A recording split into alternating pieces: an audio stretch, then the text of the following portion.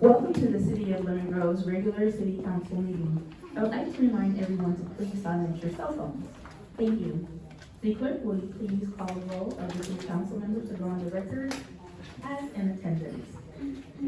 Councilmember Snow, Here. Councilmember LeBaron, Well, welcome to everybody this afternoon. I'm here. Councilmember Gastil. Here. Mayor Pro Tem Mendoza. Here. Mayor Vasquez. Here. We have a quorum. Thank you. I would like to ask Councilmember Gaston to lead us in the pledge.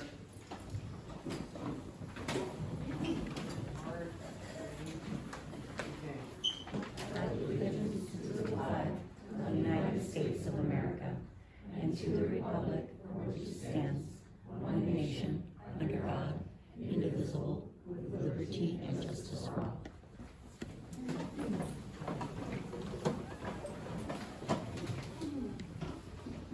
Are there any changes to the agenda? Madam Mayor, I have no changes to tonight's agenda. I see that Councilmember LeBaron is signaling, I think she wants to say a few words.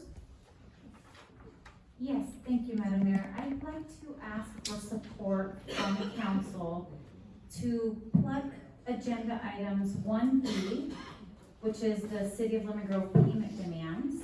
That's the monthly ledger of city expenditures. And item 1E, which is award of a contract for the fire station turnout room improvement project. Do I have support from any of my colleagues to plug agenda item 1B and 1E from the consent calendar?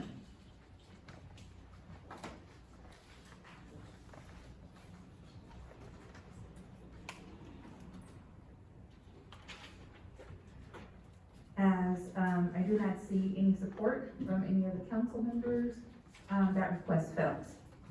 Thank you. We are moving on to our presentation portion of the meeting. And I had a proclamation in honor of Mike Horton. And I did pronounce his name wrong. I said Mike, but it's actually Mark. I apologize for that. But Mark Horton has been dedicated for the last 30 years to the kids of Lemon Grove. Mark went to Montgomery Heights Elementary School and played in the Lemon Grove Little League T-ball majors. He played soccer for Atlas United Club soccer team in Lemon Grove and Palm Middle School. Mark went to Lemon Grove Middle School, played saxophone for the marching band and orchestra, and was a member of the basketball team. He went to Helix High School and played 4 years of varsity basketball. In 1994, 17-year-old Mark Horton started working at the Lemon Grove Rec Center as a rec leader 1 for $5.11 an hour. In 2001, the rec center closed due to budget cuts. The next day, he met with the city manager, Graham Mitchell, to save the rec center.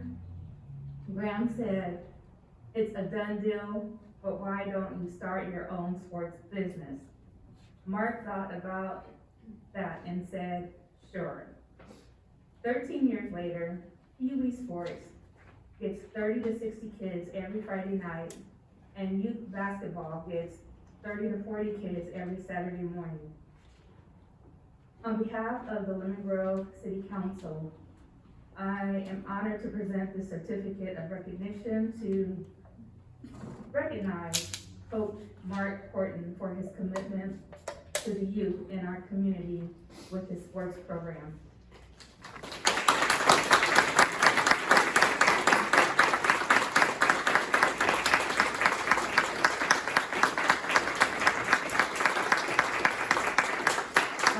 And I'll also mention this about Mark.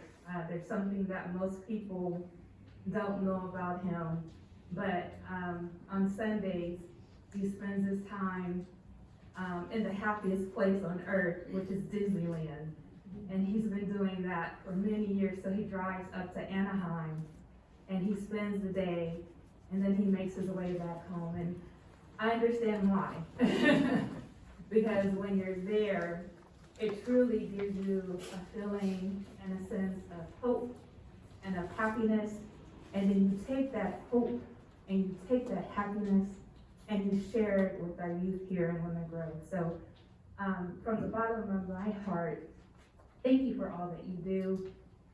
And, you know, I just want to let you know that we appreciate you. We will take a photo together, and I'll ask everyone to come down. Did you want to say a few words first? You say it on the mic here? Or Yes, you can use that mic. Well, just thank you, councilmen, men and women, for all of you guys' support. You know, Lydia for allowing me to do this for the last 14 years, since 2011, 13 years. And then all of your support through your food drive and being there, and just we're all about the kids. You know, like you said, I went to Golden, all the schools, Monterey Heights, with the elementary school, from second grade all the way up. I don't want to repeat what you said, but I just love them and grew up with a heart and passion for it. So for do this for 30 years is 30 years, you know. If I did it for 1 year, like Mark, you know what, I don't think this is your thing, you go somewhere else, do something else, and I get it, like 30 years, you guys still stuck with me, because I love what I do, and the kids love it too, the families love it, and it's a community, and at least I provide that, so I love it. So just thank all of you, you know, think of all my friends and everybody's help volunteer, help me coach, and mentor me all along the way. I don't want to take up all your time, but I just appreciate you guys for this honor. I appreciate it. I love you guys.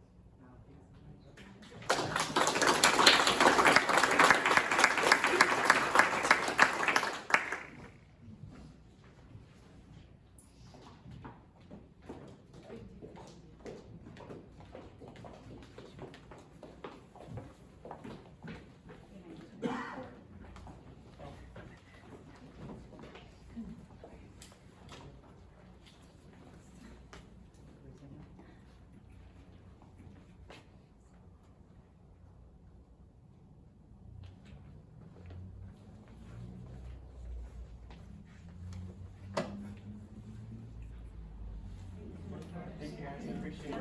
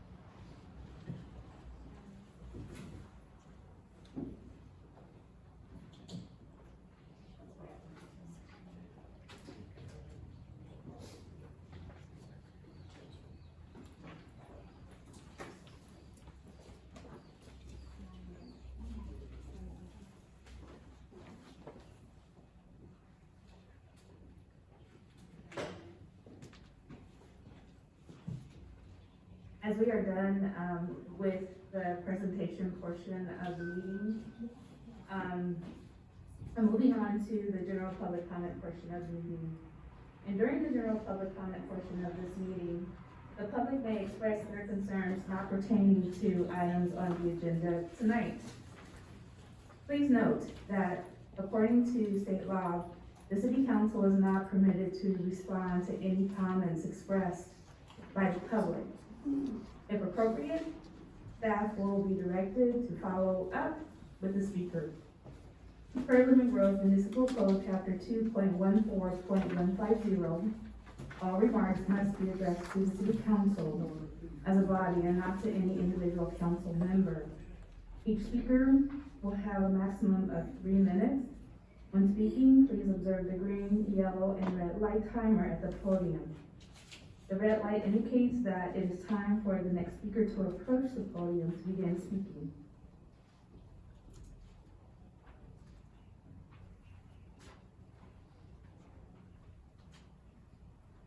We will start with John L. Wood, followed by Brenda Hammond.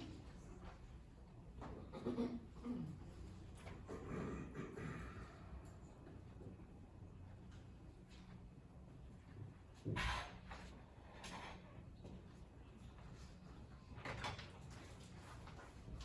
I know, would, hear me? First off, the 1 cent tax money goes right into the general fund, because it was not dedicated. Because it was not dedicated or earmarked for any projects in the city.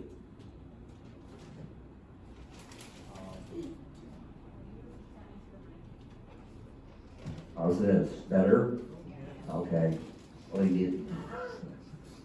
anyway, since none of this money in the general fund for the 1 cent tax,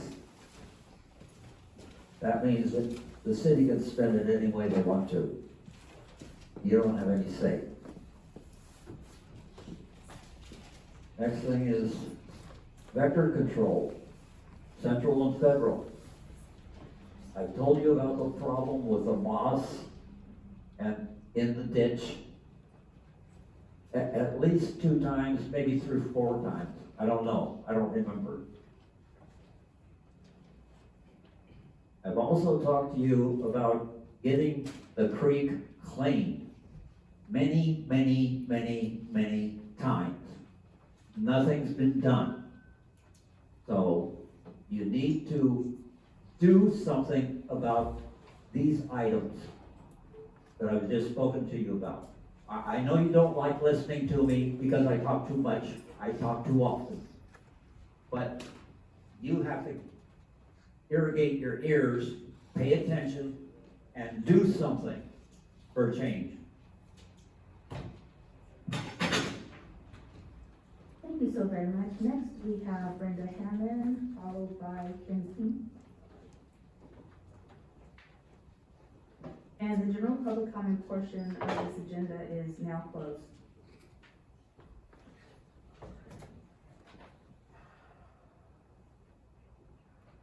Hello. First off, I want to know, why the trolley arms were down on Saturday from at least 5:30 in the morning till 8:30 or 9 o'clock. I heard, the trolley was still running, but I heard that they wanted to close it off so they could set up the county stuff in the promenade. Because once that started, the trolley arms went up. So just wondering. And speaking of county, I realized that we took the payoff years ago for pilot programs. However, the medical research snuck in, which is a good thing, except for now I see people being created for the medical research, especially the mental, and that's not good with January 6th coming up. Also, the campaign signs, I realize they're pretty, but they need to come down. The elections are over, the campaign signs need to come down. They're pretty, but they need to come down. Also, here's the fun stuff. Okay, so the presidential election is over, right? So we have a red balloon and a blue balloon. The red won, so get over it. But the purple is the red and blue mix. So if everybody could just get along, it would be nice. Nationally and locally. Thank you. Thank you so very much. Finally, we have Kim King.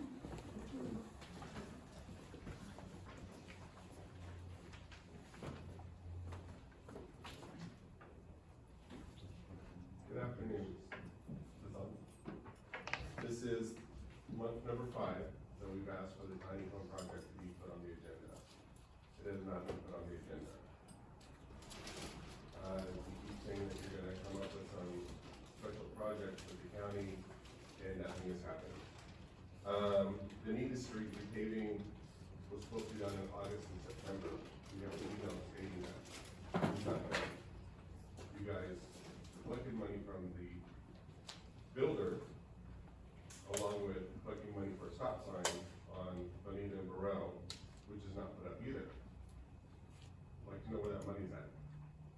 Who's stuffing their pockets or who's collecting the interest? Second, 1E, I want that removed from the agenda today, if possible. If you guys can push through a decontamination clothing for the fire department this fast, why can't you do speed bumps that people have been asking for months? Why can't you clean out Mr. Wood's drain where he's having issues with mosquitoes? You guys just sit up here and do nothing. As usual, I'm there to look at me, but I'm glad you're not gonna be back.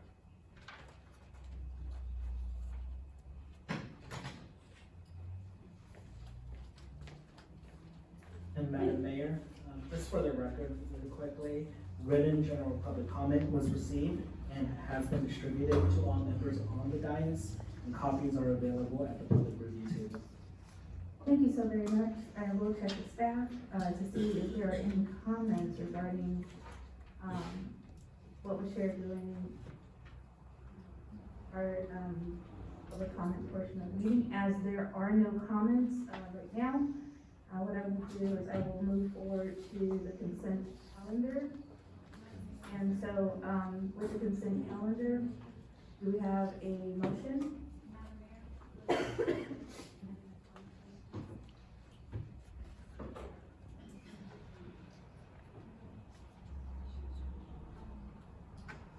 We are currently on the consent calendar.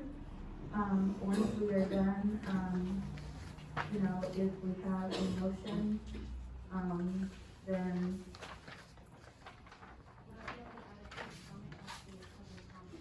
No, not at this time. We are not commenting on public comment. But if you have, any comments regarding, the consent calendar, please let me know.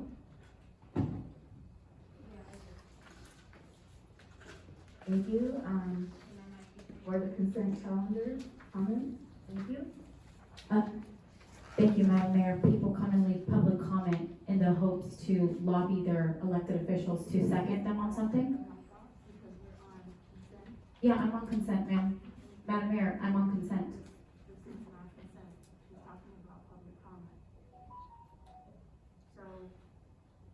If there are comments regarding the consent calendar, please provide comments regarding the consent calendar. That is the item that we are on.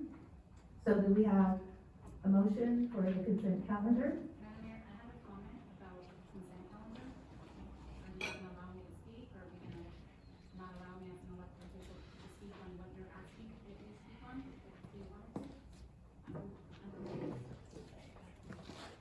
We are on the consent calendar. Do we have a motion?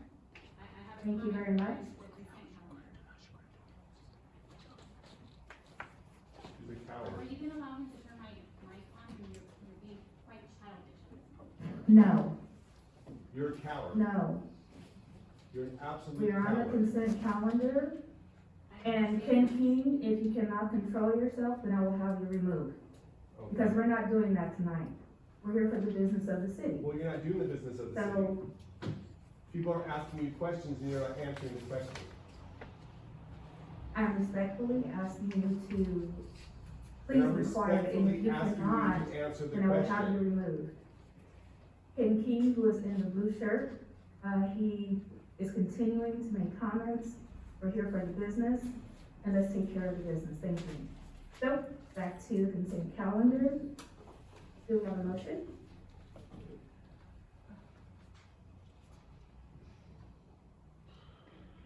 Move approval? Do we have a second?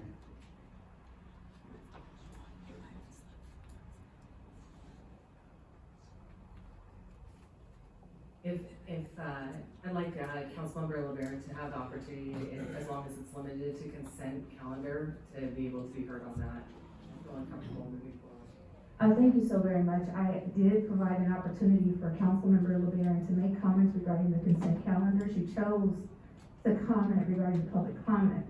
With that said, we have a motion. I will second that motion. I'll ask the city clerk to call the roll. Thank you. Ma'am, if you would let me speak before cutting me off, you would hear that I have a comment regarding the consent calendar. Now, you have two council members who are asking that you please allow me to speak. That's my duty shaking his head saying, yes, let her speak. Can you please do the right thing? Councilmember LeBaron, you are out of order. If you continue, then I will have to ask you to leave, not tonight. Thank you very much. I'll ask our city clerk to call the roll. Councilmember Gassion, I'm gonna abstain. Councilmember Snow, Again, I don't feel comfortable moving forward with this vote until we've had an opportunity to let everybody be heard. As long as she can keep her comments limited to the consent calendar, then I prefer for that to happen, but what we're here for. Yeah, this is taking far too long. We could have been done with this by now, Madam Mayor. You are holding up all of us from doing the public's work. You and your idiocracy. I will turn it over to the city attorney. Thank you. We are taking a roll, so if you would like to abstain or say yay or nay, if you don't get the votes to pass the consent calendar, then it will fail. Aye. Councilmember LeBaron, Councilmember LeBaron, I asked that two things be pulled for the consent calendar. I had comment on that. In any event, I'm gonna be voting no. Yes, thank you. that was a no, correct? That is correct. Mayor Pro Tem Mendoza? Aye. Mayor Vasquez, yes.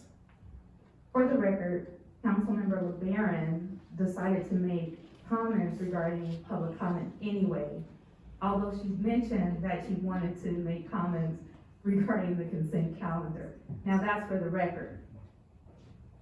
In terms of my vote for the consent calendar, I vote aye. Thank you. Next is item number 2, which is a public hearing to authorize the Madam fiscal. Mayor, Yes. very quickly, yeah, so the motion passed on a vote of 3 ayes, 1 no, and 1 abstain. Thank you. Item number 2 is to authorize the fiscal year 2025-2026 Community Development Block Grant Program application. City clerk, have all the notices required by law, have those been given, and the complete files of exhibits, correspondence, and other documents, have those been provided? Madam Mayor, all notices as required by law have been provided, and the complete file of exhibits, correspondence, and other documents have been provided.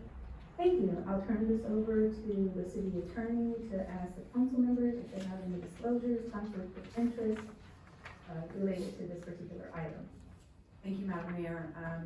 Because this is a public hearing, we want to make sure that there are no conflicts of interest and or whether there have been any ex parte communications that should be disclosed. So I'll start with Councilmember LeBaron. Any conflicts of interest or ex parte communications? There are none. You can proceed. Thank you. Councilmember Snow, any conflicts of interest or ex parte communications to disclose? No conflicts of interest or ex parte communications to disclose. Thank you. Councilmember Gastel And nothing to disclose. and Mayor Pro Tem Mendoza I have none. and Mayor Vasquez. I have none. Thank you. Thank you. I'll turn this over to Izzy Mardia, who is the Public Works Director, to present the staff report. Good evening, Mayor, members of the City Council. Tonight's public hearing seeks to receive public comment and adopt a resolution authorizing the submittal of an application for the fiscal year 2025-26 Community Development Block Grant application for street rehabilitation of North Avenue from Olive Street to Buena Vista. Next slide, please. Little background on the Community Development Block Grant Program, also known as CDBG. CDBG program was created in 1974 and is administered by the U.S. Department of Housing and Urban Development. The purpose of the program is to provide funds annually to all entitlement jurisdictions to develop a viable urban community through community development projects and affordable housing activities that benefit low to moderate income households and persons with special needs. As a non-entitlement jurisdiction, the City of Lemon Grove must partner with the County of San Diego Housing and Community Development Services Department to participate in the CDBG program. For over 20 years, the city has participated in the CDBG program, it has relied on these funds for street rehabilitation projects in eligible neighborhoods. Next slide, please. On September 30th of this year, county staff informed the city that Lemon Grove was eligible to receive approximately $123,483 in CDBG funding for fiscal year 2025-2026. To receive this funding, the city must submit a CDBG program application detailing the proposed use of these funds to county staff for consideration and approval. And as part of the application process, the city must adopt a resolution authorizing the submittal of the CDBG program application, which is included as an attachment to your agenda reports. It's difficult to see here on the slide. The image on the right-hand side of the PowerPoint here depicts the CDBG program process. I heard a comment that, why does it take so long to approve a CDBG project? Well, again, it is administered by the Department of Housing and Urban Development, HUD. So it has to go through the federal approval process in order to get funded. So just to give you in essence an example of the timeline, in September, the HUD opens up the application process. Obviously we're in November. The application process goes from September to about January. We, the city, submit our application to the county. The county collects all applications from non-entitlement cities to put together a packet of projects for HUD review. In January, typically there is a public input process that the county administers. So after the county has collected all eligible projects, they will hold a public hearing process for those projects that were submitted to the county. At the end of January, that application is then submitted to the feds. Around April and May is when the county will receive notification of the funding plan that they're receiving from HUD. And then in June and August timeframe is when funds are released at the federal level and dispersed to the county to then be dispersed to the city. That's just the disbursement of funds. Then we have to go through our internal process to bid out the project, which could take 3 months. So rough order of magnitude for this project, if it's adopted tonight, we will likely be bidding out this project this time next year. Next slide, please. For the project selection, just a little background how we selected this street. Staff reviewed streets located in eligible census tracts and block group areas provided by the county. We then compared the eligible street segments against our current pavement management program and selected streets with a pavement condition index between 10 and 25. For context, 10 and 25 essentially means streets in pretty rough shapes. Streets are rated from 0 to 100. This preliminary criteria resulted in 21 street segments that we then further evaluated as potential projects for the CDBG program. We then based the 21 street segments on additional criteria that the City Council has provided to staff for evaluation, such as budget. We want to be able to choose a street that fits within the CDBG funding allocation and is not dependent on any other sources of funding, whether it be general fund, gas tax, transnet.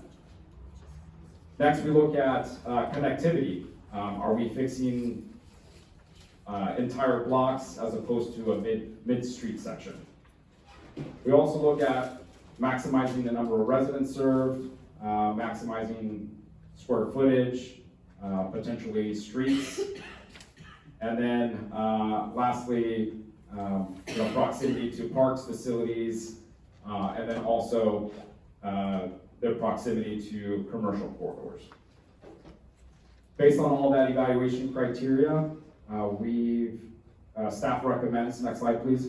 Staff recommends the rehabilitation of North Avenue from Olive Street to Buena Vista, including the intersection of Buena Vista and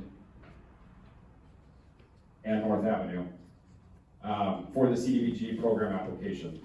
This project will consist of milling, which essentially means grinding down 2 inches of the existing asphalt and replacing it with hot mix asphalt and performing dig outs where needed. The project also includes replacing traffic loops in both directions, so closest to Olive Street and Buena Vista, as well as replacing 3 pedestrian curb ramps. The estimated cost for this project is approximately $116,200. Next slide, please. These are our street level views of Buena Vista. The image to your left is a view of the intersection of Buena Vista and North, and then the image to the right is several feet into North Avenue looking east. Next slide.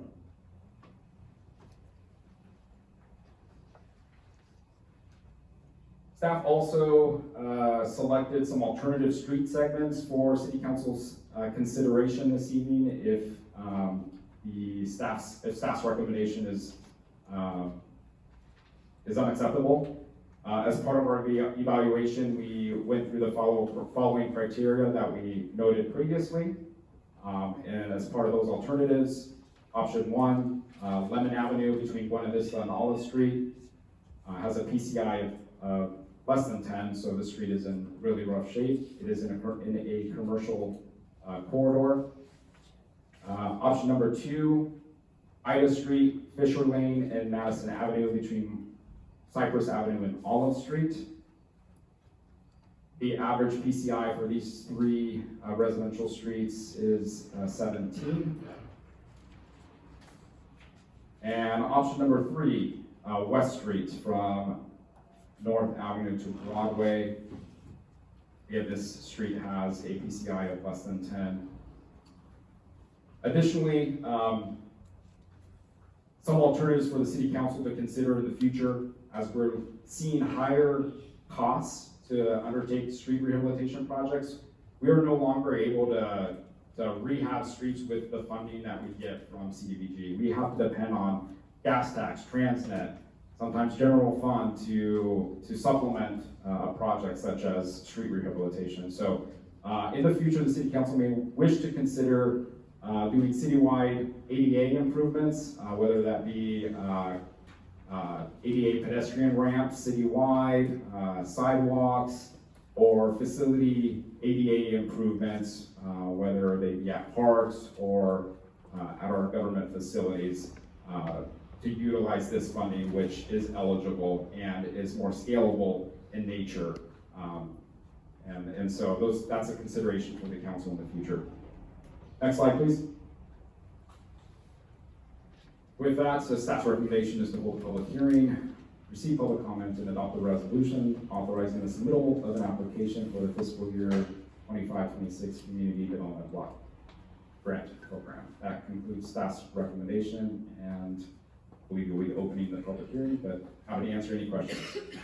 Thank you so very much. We will now open the public hearing, and I'll check with our city clerk to see if we have any speaker slips for this item. Madam Mayor, we have no speaker slips for this item. Thank you. We will do 2 rounds of questions for this particular item. I'll start with Councilmember Snow. You have a maximum of 2 questions. Thank you.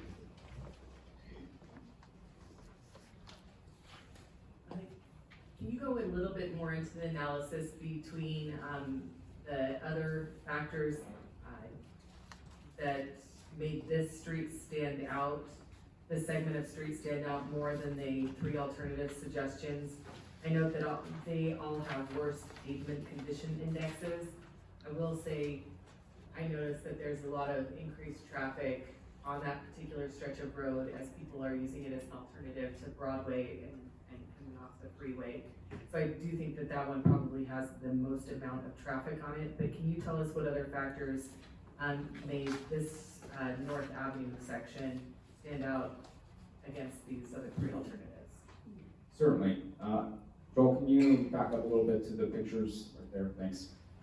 So connectivity was a big component for the selection of this street. So this year, we completed a CDBG program for Buena Vista Avenue from north to Broadway.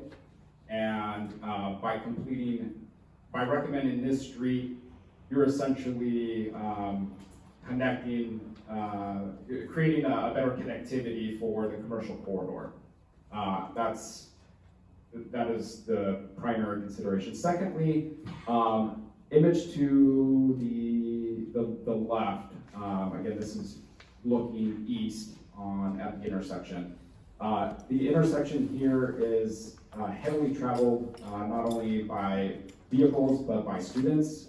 Students going to school at Helix High School, and so they cross the underweight Weight Drive overpass, and so the ADA ramp and the intersection pavement is in bad shape, and so from a safety perspective, that this street was considered for that factor. Lastly, again, looking at the image on your left, you see the two vehicles there. The striping on this street is less than ideal. If you travel on this road, you know, if you want to make a left onto Buena Vista Avenue, it's rather difficult. You got people kind of honking at you because they think you're going straight.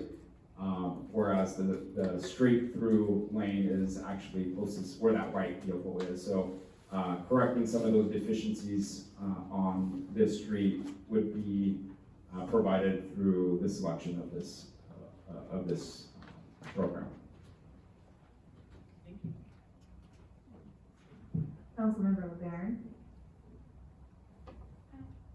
Thank you, Madam Mayor. I don't have any questions for this. I understand why staff is selecting this. Not too long ago, we as a council voted to repave a stretch that's adjacent to this, actually connecting to this, just as Mr. Murguia just said, so it makes sense why staff would recommend this one precisely because of connectivity.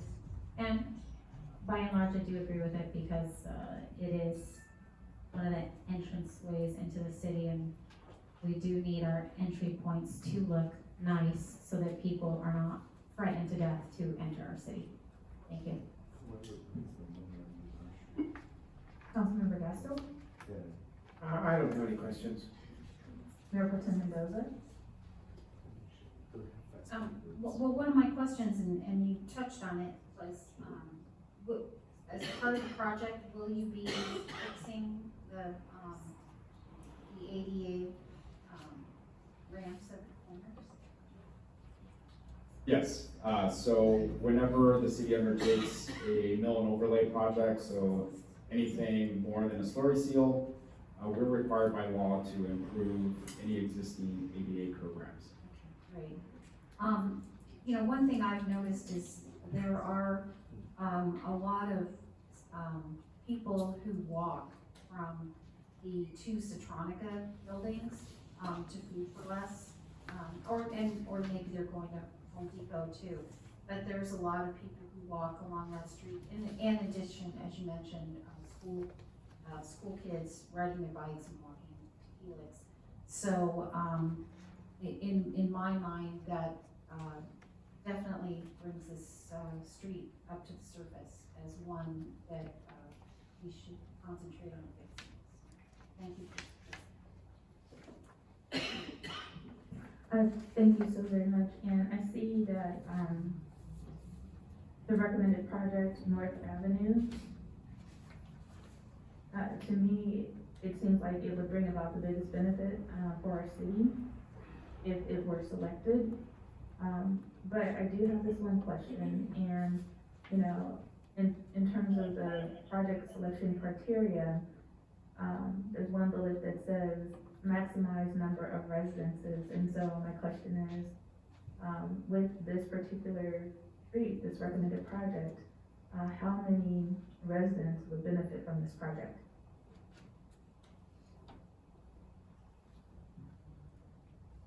So when we do our analysis, we look at homes on the specific street. And while there are no direct residential homes on the street, you have Setronica, a couple, less than 50 feet away from the corner. And you have some residences on Olive Street, on the west side of Olive Street, north of North Avenue. And so there is approximately, difficult to tell, but there is 5 multifamily complexes there. There's small duplexes. So in total, you know, the direct estimate for residences on an average daily basis is, we put the figure at 150, just as a rough guess, but again, we acknowledge there's no residential homes on the street, but we're looking at the surrounding area. And I would consider this area to be frequently traveled. And so while you can't necessarily say like homes, there are so many people that utilize that road that will benefit from it being rehabilitated. So that's my question for now. I'll go ahead and do one more round of questions, starting with Councilmember Snow.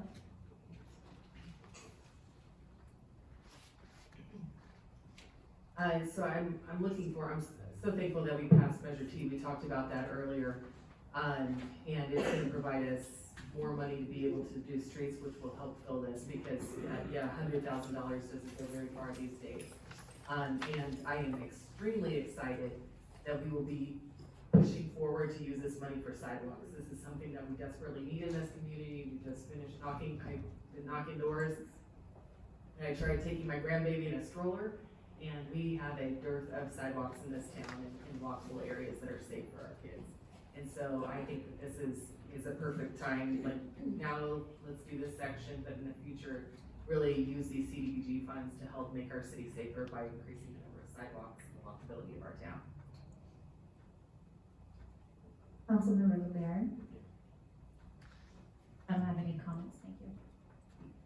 Councilmember Gasto. I think everyone said it. Yeah, I don't have anything to add. Mayor Pro Tem Mendoza. Well, just to build on what Councilmember Snow said, there are no sidewalks on this street, and it's pretty hairy to walk down there. So definitely in the future, you kind of fix the street, and then it would be nice to have a sidewalk on at least one side of the street in the future. Keep that high on our list. Thank you. Thank you so much, and I do not have any further comments, but I will check with staff to see if you have any additional comments before we close the public hearing. Thank you. And so, do we have a motion and a second to close the public hearing? I'd like to move to close the public hearing. Second? We have a motion and a second, and I'll ask our city clerk to call the roll. The motion was made by Councilmember Gastil with a second by Councilmember Snow to close the public hearing. I will now conduct the roll to go on the record. Councilmember Snow, Aye. Councilmember LeBaron, Councilmember LeBaron, aye. Councilmember Gastil, Aye. Mayor Pro Tem Mendoza, Aye. Mayor Vasquez. Aye. The motion carries on a vote of 5-0. Thank you so very much, and so, now it's time for, council deliberations, and, as part of that, I'll see if you have any questions of staff, and, just know it's two questions, starting with Councilmember Snow. No additional questions. Thank you, Councilmember LeBaron.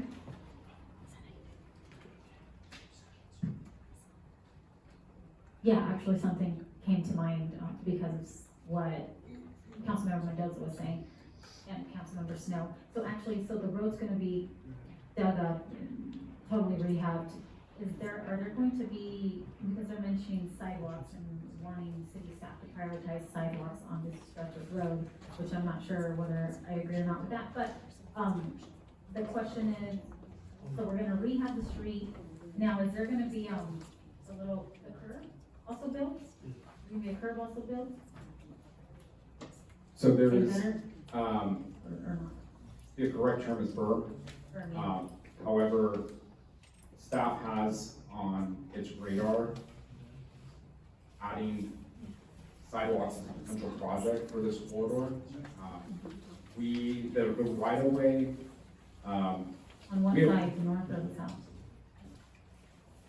undetermined yet. The right of way in each direction is not enough to, put a sidewalk in, so we would have to undertake a survey, speak with property owners, for either side, to get enough property owners to get a dedication, for that stretch to put a sidewalk in. It will be a proposed project, sidewalk project. But to answer your question, if, we can't get enough property owners to dedicate for a sidewalk, there will be a berm, which in essence serves as a curb. Wait, that's only if there's not enough property owners who agree to dedicating some of their property towards a sidewalk, will there be a berm? Or as we rehab this right now, there's already gonna be a berm created, so that in the event that these property owners do opt in to giving up some of their land for a sidewalk, it's set up for that, The latter, which was said. so there will be a berm, Correct. okay? Is that typical when we do the roads, I mean, cause that's obviously an added expense, there's berm, that means more, what is that product, concrete, whatever. Yeah, it's, Or common. something that may not ever exist, the sidewalk may never go there, yet we Correct. spend that money for added materials. It's common in, residential streets, we put berms in, on a existing street rehabilitation project, so. Okay. Not so common in like industrial areas like this one? It really depends on a case-by-case basis, if there's, driveway aprons, Which there which are. there's plenty of driveway aprons. These are all businesses. Correct, Heavy machinery moving in and Correct. out. but there is an existing berm currently. Okay, thank you. Councilmember Gaston?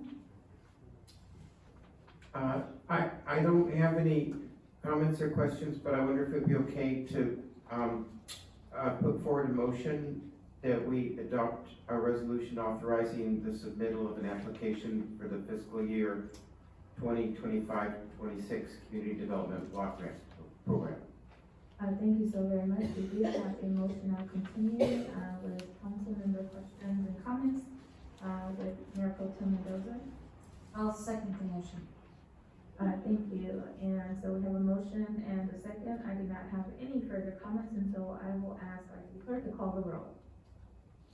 The motion was made by Councilmember Councilmember Castillo with a second by Mayor Pro Tem Mendoza. I will now conduct the roll to go on the record. Councilmember LeBaron, Councilmember LeBaron, aye. Councilmember Snell, Aye. Councilmember Castillo, Aye. Mayor Pro Tem Mendoza, Aye. Mayor Vasquez. Aye. The motion carries on a vote of 5-0. Thank you so very much. Item number 3 is the first reading of ordinance number 465, updating chapter 18.27 of title 18 of the Lemon Grove Municipal Code regarding responsible beverage service licensee, education on alcohol and drugs, lead training. And so I'll turn this over to Portland Bates. He is a senior management analyst to present the staff report.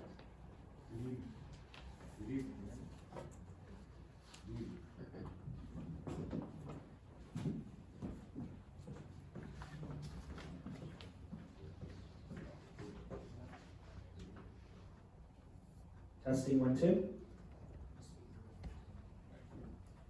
Good evening, Mayor Vasquez, City Council. I'm here to present the first reading of ordinance number 465, updating chapter 18.27 of Title 18 of the Lemon Grove Municipal Code regarding responsible beverage service lead training. City Council instructed staff to research the addition of off-sale alcohol training to the municipal code following the presentation from the Institute for Public Strategies in 2023, where it was revealed that Lemon Grove has an 800% over-concentration of off-sale licenses based on what is allowed by the state of California. This ordinance will revise and update chapter 18.27 of Title 18 of the Lemon Grove Municipal Code by ensuring off-sale alcohol retailers are held to the same standards and training as on-sale alcohol retailers. The revisions to the Lemon Grove Municipal Code will add language to existing sections of the code, define certain terms used for off-sale establishments that sell alcohol, further clarify existing definitions and provisions, ensure operating standards and requirements are understandable, and add a new section on enforcement. The city has worked in close partnership with the Institute for Public Strategies. IPS went to each of the businesses in Lemon Grove that would be affected by the change in the municipal code to personally invite them to the 2 separate information sessions that took place on September 18th, 2024 and September 21st, 2024. I would like to introduce David Shorey from the Institute for Public Strategies to make a presentation to the City Council regarding the RBS lead training and how it will benefit the city of Lemon Grove, and will be available for questions following the presentation.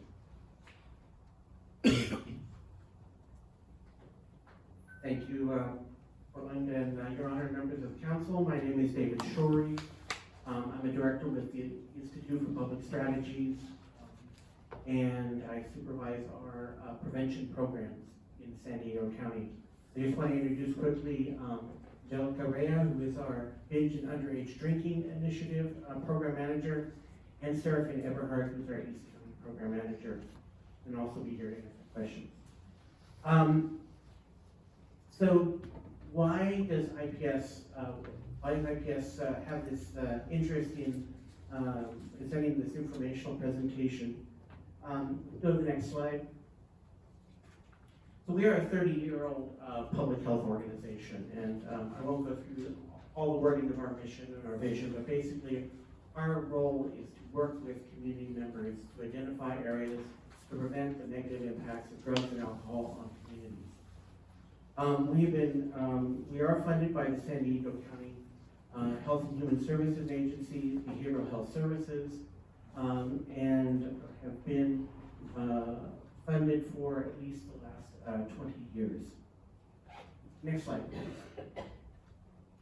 We utilize a model that's called the approach to community transformation, and basically it involves different aspects of approaching and working with community, including media, policy, community involvement, sustainability, data, and research. We use this model in all of our activities and are very happy that we were able to work with the City of Lemon Grove to identify and work with solutions for the issue of overconcentration and alcohol retail education. Go to the next slide, please. We talk about upstream prevention. The resolution before you is an example of upstream prevention. That is environmental strategies, policy change, systems change, planning and zoning. Other types of prevention focus on individual treatment and individual-based education. So what we work to do is try to address the overall community condition. Next slide, please.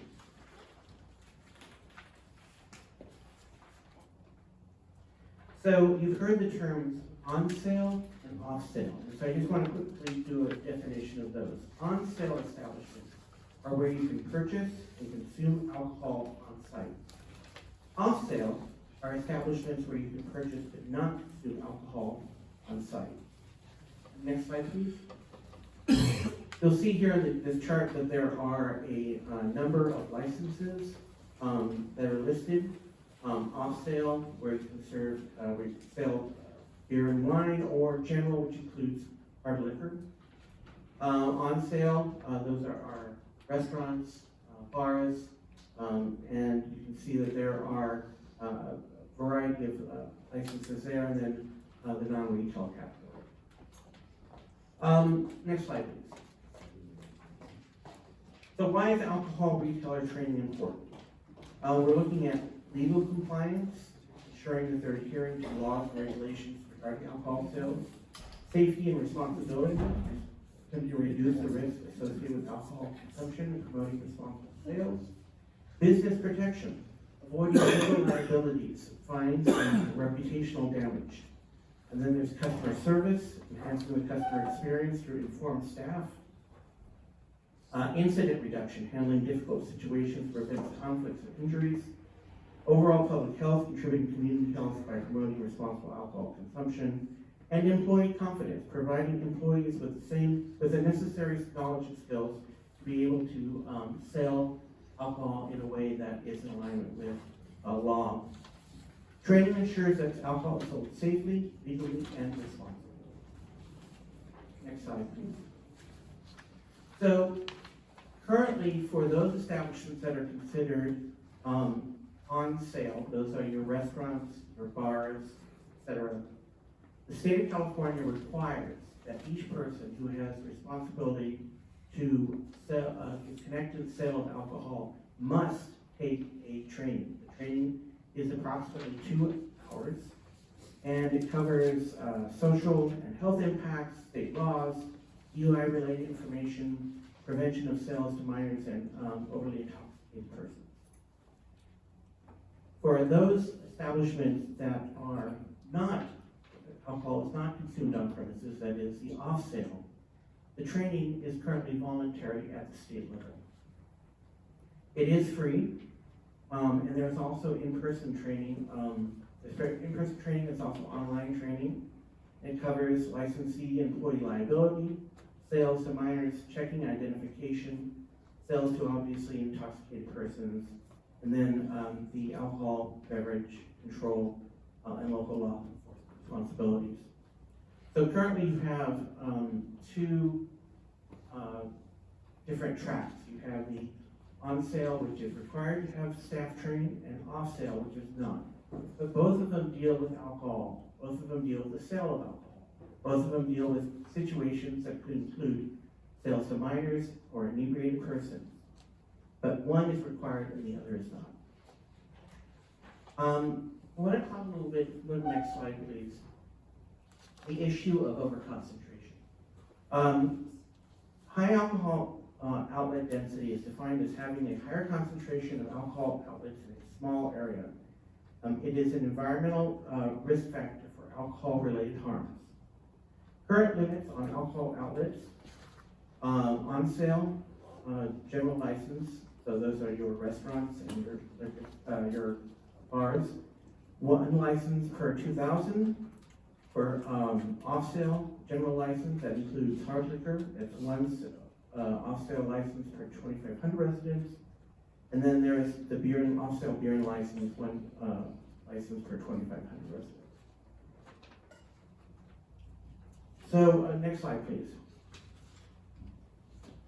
In the city of Lemon Grove, we currently have 6 on sale authorized along the Broadway corridor, but there are actually 25 different establishments that sell alcohol for on-site consumption. Next slide, please. This shows kind of a distance, and you can see that basically the furthest distance for a on-sale access within the Broadway corridor is 0.14 miles. The longest distance to access on-sale alcohol is 0.85 miles. Let's go to off-sale. Next slide, please. So this is the area that would be affected by this particular resolution and ordinance. Currently, we have a overconcentration where there are 5 authorized off-sale and 21 actual. I want to just clarify, because I don't think I explained that the state of California alcohol beverage control through the state legislature sets these limits based on the census district. And so all of these different, where I'm pointing to, these are particular census districts that have been given specific numbers However, over the course of time, they've either been approved by the ABC, because there was an objection by the residents, or there was a approval by council or other administrative bodies. And then we go into the next slide, and you can see that the availability of alcohol for off-sale purchase really doesn't go over anywhere. I think the farthest is like 0.37.2. In the Broadway corridor, it is 0.09 miles to access off-sale alcohol. Next slide, please. So I thank the council and staff for the opportunity to make this presentation, and I'd be happy to answer any questions you have. So staff recommends that council introduce for its first reading ordinance number 465 titled, an ordinance of the City Council of the City of Lemon Grove, California, amending chapter 18.27 of Title 18 of the Lemon Grove Municipal Code related to alcoholic beverage sales. If City Council approves staff recommendation for the first reading tonight, staff will bring this ordinance back to the City Council for a second reading on December 3rd, 2024. That concludes staff's recommendations. Thank you so very much. I'll check with our city clerk to see if we have any speakers lists for this item. Madam Mayor, I have no speaker slips for this item.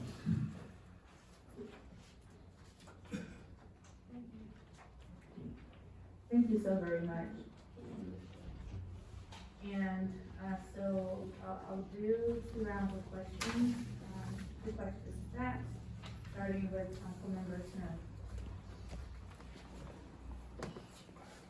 Can you expand a little bit on what the difference between the off-sale authorized and off-sale actual numbers are? What's the difference between authorized and actual?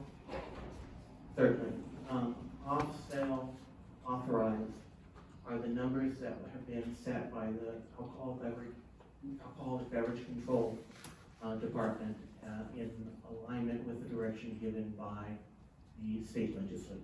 So they set a certain percentage based on the population of that specific census area. There has been, the application of that has been, shall we say, a little bit wishy-washy, partly because there is a thing called public convenience necessity. So if a person applies for a off-sale license, and they're at the limit, they can apply under the public convenience and necessity option. If there is not an objection, whether it be by sheriff's department, police department, council member, planning department, or the public, that license will most likely be approved. And more than likely, that's how the overconcentration has occurred, is that there have been no objections because either folks weren't aware of it or they considered it not to be an issue. And that is really how most of these overconcentration numbers or higher numbers occurred. Is there any penalty or other consequence of having oversaturation? No, and you cannot remove a liquor license either once it's approved. So it really is at this point trying to make sure that there are safeguards put into place that since there is this over concentration amount, to ensure that folks are selling alcohol in a way that is safe, legal, and promoting the best interest of the community. Councilmember Snow, may I add that there is an ordinance that does speak to in the city of Lemon Grove on the overconcentration, and there has been several times over my time frame here that we have denied an establishment to have an alcohol license, and it's been in this chamber where the council has supported that denial based on the overconcentration. So we continue to do that. I also, when we have new businesses coming in and they want to bring in a liquor store, or they want to have off-sale, liquor sales, I do let them know that we don't allow that.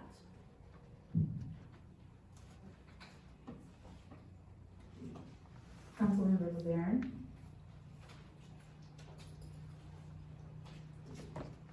Thank you, Madam Mayor. Thank you for your work, Mr. David. Mr. Shorey, thank you for your work. But I just want to clarify that this ordinance is by no means going to make it difficult for a mom and pop restaurant to sell beer or wine or kind of booze. This And is, it's, oh, sorry, and then it's not gonna make it difficult for people who want to open up breweries in our town to open up breweries, because both of those things are things that this community needs and likes and wants. This particular ordinance only affects those off sales, so those who, entities, corner markets, stores, liquor stores for consumption off-site. Thank you. That's it for me, thanks. Councilmember Gasper? yeah, thank you. Yeah, we have had this issue, different forms come before us. I wonder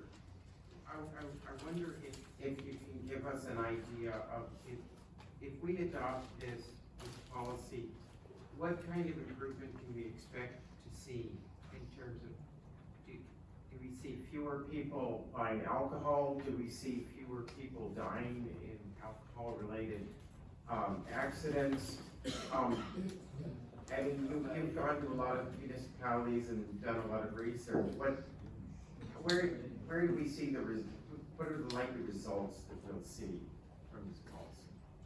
There are direct and indirect results. So, yes, these kinds of policies generally create a situation where the staff is trained to be able to recognize inebriated people, underage, understand how their sales impact the community. So you generally would see a reduction in those issues related to folks being intoxicated, whether it be fights or et cetera, or even drunk driving. Also, the indirect is, although some may view it as direct, is I will use an example.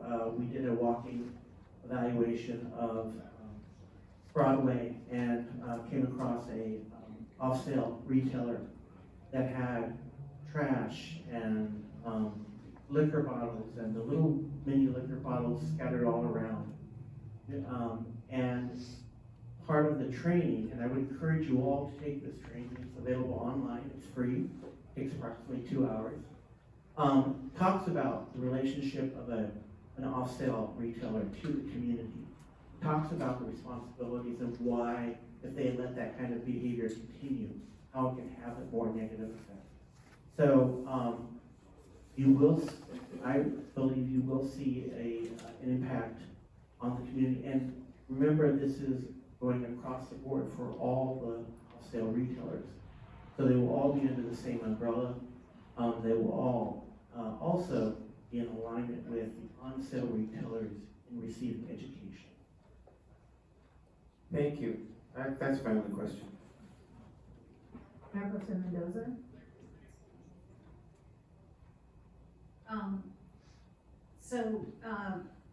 Right now the training is voluntary. Do you have any idea how many businesses are, off-sale businesses are currently doing the voluntary training? I do not. I have spoken with the Department of Alcoholic Beverage Control, and they indicated that if council adopts this, that they would be willing to work with us to identify those numbers. Because the training with the individual, not the establishment. So that is one of the issues that comes up, similar to the on-sale that those training is with the individual and not the establishment. And then how, that leads into how are we gonna track that? How are we going to, make sure that this training is being done? So, that falls under the enforcement category, and, there's a few ways of doing that. One, obviously, this would be a transitional period for businesses to undertake, and I'm sure that council and city staff will help kind of decide what that transition time will be. That will include educational opportunities as well. Once the full implementation of this occurs, there is a variety of options. One, it could fall within the code enforcement. There's also an option that if city were to choose to pursue this, in the city of Imperial Beach, there's an agreement where they have an officer, a sheriff's deputy, specifically responsible for working with alcohol retailers. And they would go in and just kind of check on the trainings. In the ordinance, I believe it does say that the business is required to maintain those certificates for, to have on site the certificates for those who are trained. So the business owner would keep a file in their office, asking their employees, once you do the training, print out a certificate, bring it in, I'll have it on file, and then if we have someone come in and ask for, pull out that file, and I can show you the certificate.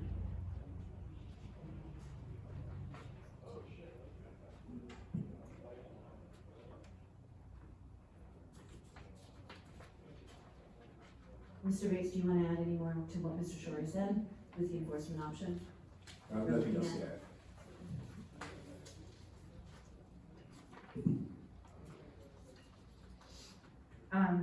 Thank you, and so, I just have one question.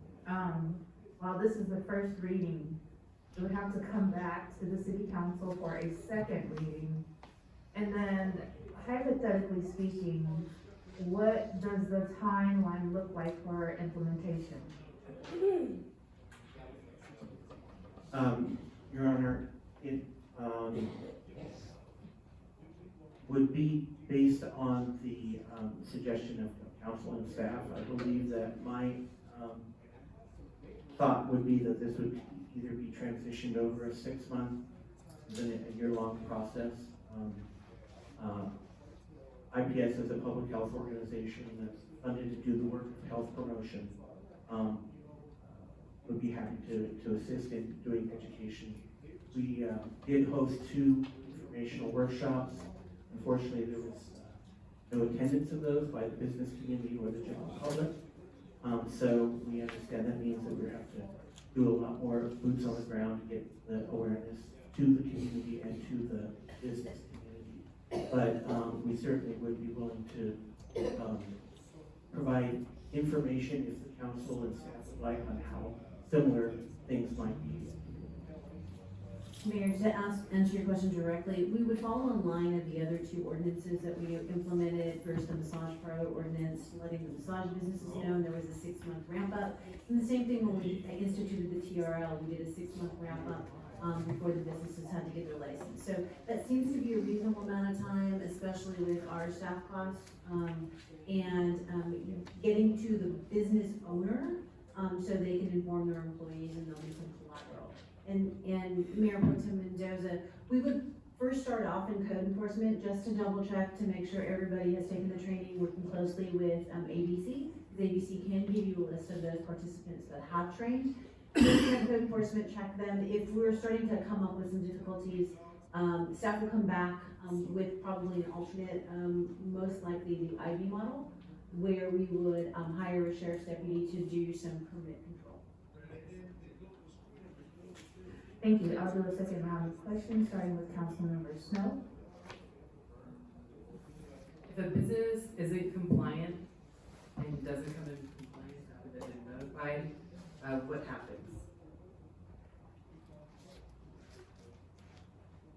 I'm sorry, to repeat the question. If a business isn't in compliance, Yes. if they don't have their staff that are working there, obtain this training, what happens? We What would is subject them to code enforcement fines, and those code enforcement fines do come very heavily. This city council or the city has the authority to take away their ABC license.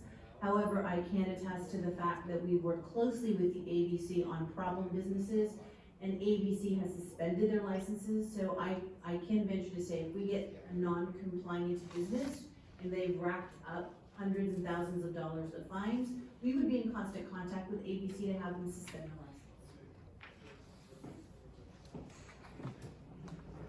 license. Is there deliberation? I'm sorry, is this one a public hearing or? No. All right, I'll just do my deliberation then now. I think this is important, we already do it for our on sale, people. It's not easy to know all the laws. And I think this is a good opportunity, a good training opportunity to get, people who are serving alcohol, whether they're selling it or serving it, to be able to know what's expected, what's required, and also to understand liability. And then, as you highlighted, we have a real problem with oversaturation. 0.09 is if you take about 5-6 steps and then you're at another place that sells alcohol. And that does have environmental impacts on our community. And this will be able to help us at least be more aware and more cognizant of our responsibility to our fellow community members, especially when it comes to liability. If you're over serving somebody who's already drunk or selling to somebody who can barely walk in through the front door, that there's consequences to that. And it's not just the person who's drinking, but to the person who's selling them. And it's a big shock to people if they don't understand their role in that, and they're suddenly being held accountable for it. So this will help clarify the rules and the laws for them as well. So I think this is a good decision and a move in the right direction to protect businesses as much as to protect the community around them. Councilmember LeBaron? Thank you, Madam Mayor. I don't have any comments on this particular ordinance, but also just something to add if that we are truly looking out for the welfare of our community, of our youth, of people who are struggling. I would encourage my council colleagues and for those who, the new team, right, the new council team, I would encourage the council team to focus on reopening things like the Lemon Grove Rec Center, opening up the senior center, because truly the ills of our society, they kind of begin with our children, they begin with our youth, and that's, we need to nurture our youth, so that then when they're teens and adults, they're not over consuming alcohol, they're not resorting to abusing substances. So that would be my thing. That came to mind when Councilmember Snow just said something about protecting community, something of the sorts. I think the biggest investment we can do to protecting this community is investing in our youth by reopening our rec center. Councilmember Gasko? You know, I don't have anything to add. I believe that, we don't, do we have to take any specific action in order to introduce something for first reading? I think we've introduced it. I will be eager to support it. I'm still on the council when it comes up for a vote. Councilmember Gasko, there does need to be a motion and a second to introduce the ordinance, and then it'll come back to the city council at the next meeting for the official second reading, and then after the second reading, it's effective 30 days after. Well, I'd like to move that we introduce, ordinance number 265 for its first reading. And if you want the title, it's an ordinance for the city council of the city of Lemon Grove, California, amending chapter 18.27 of title 18 of Lemon Grove Municipal Code related to alcoholic beverage sales. Thank you, Mayor Pro Tem Mendoza. I have one last question and then some comments. So the training is free now, online or in person. will it continue to be free? There's no indication from the Department of Alcoholic Beverage Control that this training will ever be charged. Okay. That's a standalone program. The difference between this one and the on sale is there actually is a charge for the on sale. And, without going into detail as to why that is, I'll just say that there's no indication for off sale training. So it could maybe be an inconvenience for our business owners, but it's not gonna be an additional cost. In terms of actual taking of the program, no. Okay, yeah, I just wanted to comment, you know, in 10 years on the planning commission and 10 years on the city council, we've never approved an off-sale liquor license. But they don't go away, they just don't go away. I think the only liquor store I've seen go away in 20 years is the one that was underneath the 125 overpass. And so that went away just because they had to tear it down. Otherwise, they are definitely here to stay.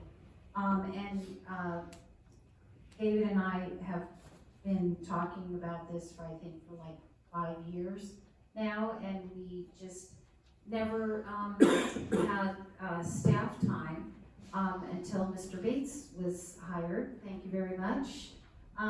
We finally have I'm really excited that after working on this for so long, that this is finally coming forward, because it can't but be a benefit for our community. So I want to thank you both for finally getting this to our city council. So I think I'll second Mr. Gastel's motion while I'm at it. Thank you, and I do not have any further comments. I'll ask our city clerk to call the roll.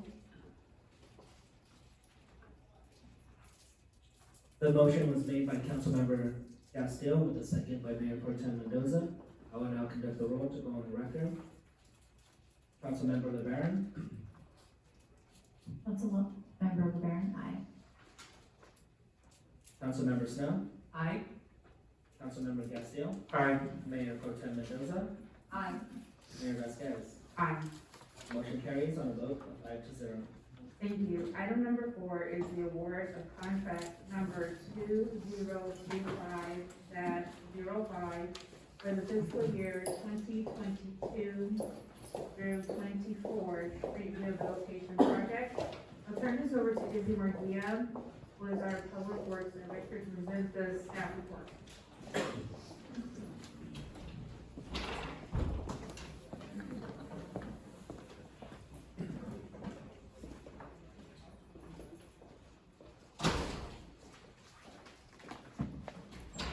Good evening, Mayor and members of the City Council. Tonight's item is a recommendation to award a contract to Eagle Paving Company, DBA Toro Engineering, in the amount of $3,684,526 for the fiscal years 2022 through 2024 street rehabilitation project, and authorize the city manager or her designee to execute any necessary documents. Next slide, please. Before we go into the scope of the project, just a little background. The city street rehabilitation projects are based on street selections of the city's pavement management program.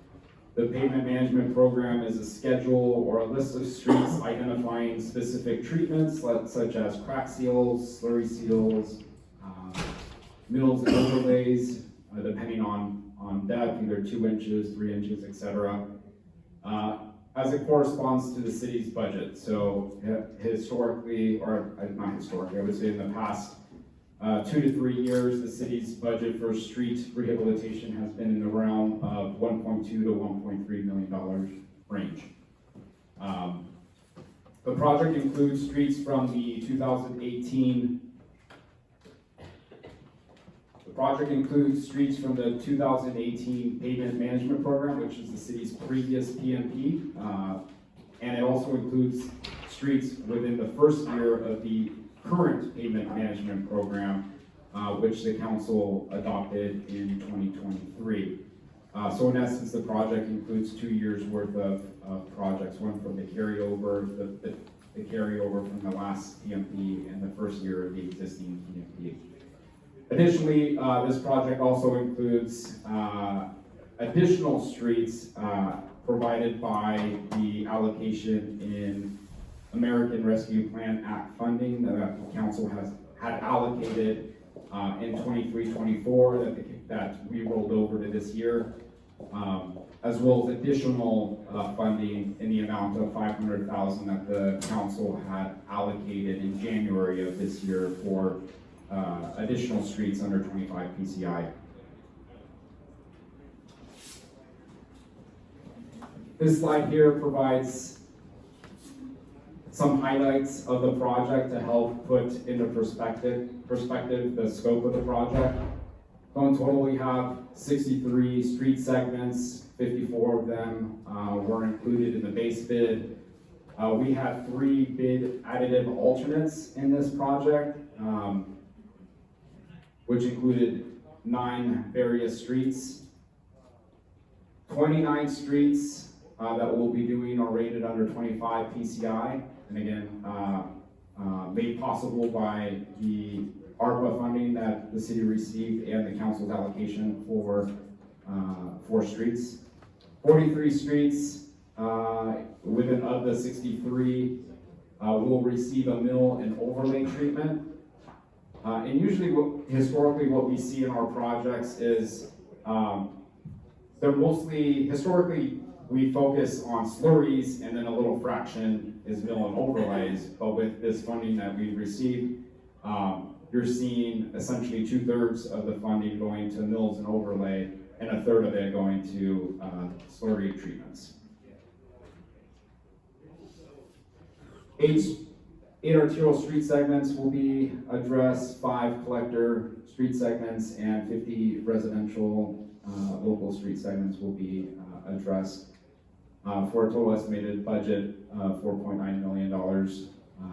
We'll get into the good news here in a little bit, but that's in essence the project overview. Next slide, please.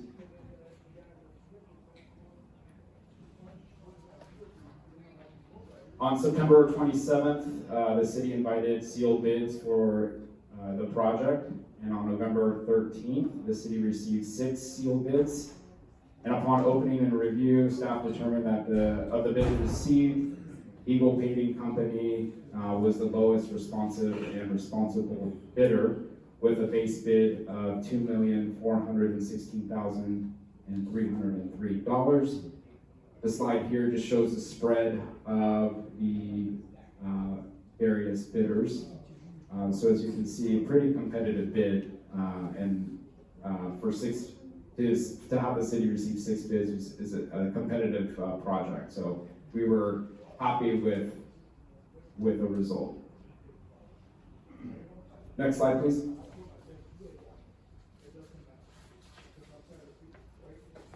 So the city included bid additive alternates, in essence optional streets to consider to include as part of the project, allowing the city to select any combination of the additives listed, which you'll see here in a few seconds,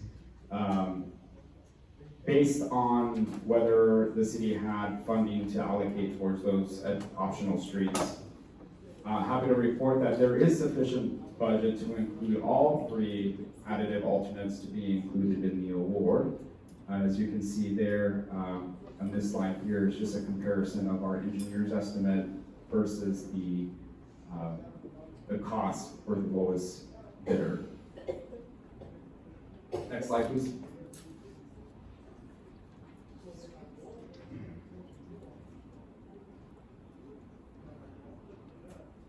So this slide here, in essence, lists the streets that are included in the additive alternates. So the column to your left under additive If you see a 1 there, most of those streets were designated based off of the January city council meeting that we had based on council's direction. If we had additional funding, which streets would you want staff to prioritize?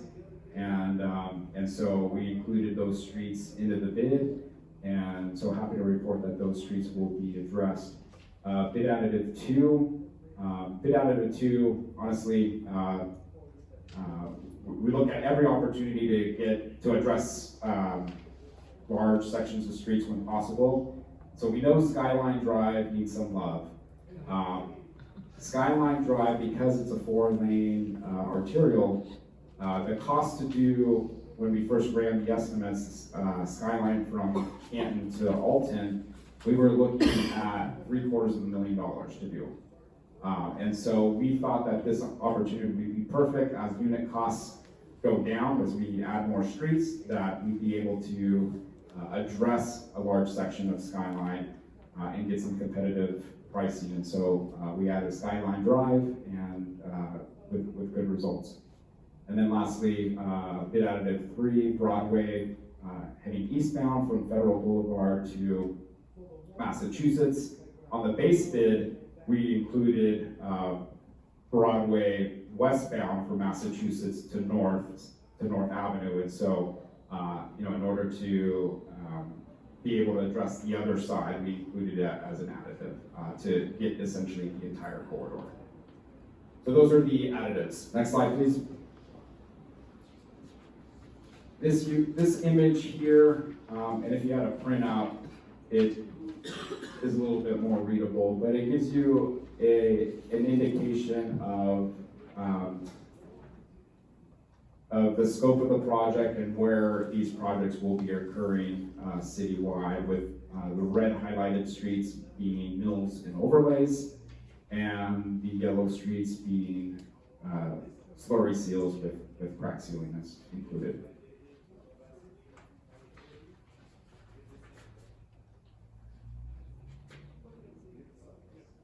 Next slide, please. Based on the project's scope of work, staff is recommending a total project budget of $4,089,526. It includes the $3.6 million for construction costs, which will be Eagle Paving's contract costs, $110,000 for inspection services, $100,000 in material testing, and then a 5% contingency amount of $195,000, which rounds up the almost $4.1 million, $4.1 million in the budget that we're setting for this project. This project includes funding from the general fund, so we have an allocation of $350,000 that the council allocated I think the year before last, for streets under 25 PCI, so we're happy to utilize those funds in this project. And as I alluded to earlier, $1.6 million in ARPA funding that the council has allocated through the fiscal year 24-25 budget, and as well as the additional allocation in January of this year. And then additionally, gas tax and Transnet, which historically makes up the bulk of our street rehabilitation budget. Next slide, please. Safety first. With that, it's staff's recommendation to award a contract number 2025-05 to Eagle Paving Company, DBA Toro Engineering, in the amount of $3,684,526 for the fiscal years 2022 through 24 street rehabilitation project, and authorize the city manager or her designee to execute any necessary documents. That concludes staff's presentation, and I'm happy to answer any questions. Thank you so much. City Clerk, do we have any speaker slips for this item? Madam Mayor, I have no speaker slips for this item. Thank you. And so I will do 2 rounds of questions, starting with Councilmember No? I remember one of the topics at the last meeting was, we needed confetti, and this is a confetti moment, 4.1 million. That we have this kind of money to spend on our streets, that we're gonna be able to do this many streets. Our city's been waiting for this a long time. And so my first question is, how long will it take to do this, once it gets approved? So we have 80 calendar days associated, that we have given the project we have allocated 80 calendar days to the contractor to complete this project from the notice to proceed, which we estimate either to occur sometime in December or early January. So people plan ahead, there's gonna be a lot of construction in town. So, if you look at the map carefully, we did this when we were picking out these streets a while ago, is to make sure that we were spreading the love among the entire city. So the city divided up into different quadrants, and we made sure we were doing work in all sections of the city. So yeah, be prepared and give yourself extra time for travel. Looks like it's a lot of work coming through this next spring. Thank you. And Councilmember Snow, just to know, we are gonna be doing an outreach campaign, so folks know what streets are gonna get done, and we're gonna be coordinating closely with the contractor, so it's not a surprise. And especially on the arterial corridors, we need to make sure that goods still can get through. There will always be a lane open, but we will make sure that we will know that there's gonna be traffic ahead. And we coordinate with EDCO, UPS, FedEx, and the post office, USPS, so they know what streets that we're on, so other goods don't get, caught up in our traffic. We'll do our best, and we coordinate with MTS, as you can see, some of them are down, the MTS coordinators, so we coordinate with the MTS on some of those closures as well. Councilmember LeBaron? Thank you, Madam Mayor. Thank you, Mr. Murguia, for your presentation. I have no questions. It's very exciting to see that roads are going to be paved. I would just say, stick to the timeline and stay on top of our vendors so that it gets done in a timely fashion. Councilmember Gasko? Yeah, it's truly amazing. I don't think I've been on the council for a time when we've had $4 million to spend on repairing our streets. And I want to make sure people know that we really have to thank the people that voted for Transnet, which I think was about 20 years ago and needed a 2/3 pass. The renewal of Transnet didn't pass, by the way. But Transnet's not done yet. And the people that passed the gas tax, it was a statewide initiative that is paying for important things that we value. The people that, our legislators that supported ARPA, our member of Congress, for example, supported the American Recovery Plan. People say it's inflationary and say all kinds of things about it, but it's going to be incredibly helpful to us here in these streets. And I think that it's when people see this construction, I hope people realize that this is the result of important votes that either individuals took, or in the case of ARPA, it was our representatives that we elected that took those positions. And some of this money won't be here anymore. ARPA is a one-time thing. Transnet is about roughly 20 years old. I can't remember when exactly it was passed, but it won't be around much longer. Gas tax, I'm not sure about. I'm guessing that probably people will renew it, but all of these things require support. And in the coming years, we'll have Measure T, thankfully, which She's amazing. You know what, I don't think I have a question. I think I'm just really excited about this. I support it. Mayor Pro Tem Mendoza? Yeah, I'm very excited about this also. And if anyone wants to see if their street or a street in their neighborhood is on this list, if you go to page 7 and 8 of the staff report, which is on the city's website, it lists all the streets, two pages of them. And then following that is the additive, the 3 additive street lists. So you can find out whether, I want to pick up the phone and call everybody I know who lives on these streets and let them know the exciting news. But I think one of the things I'm most excited about is Skyline.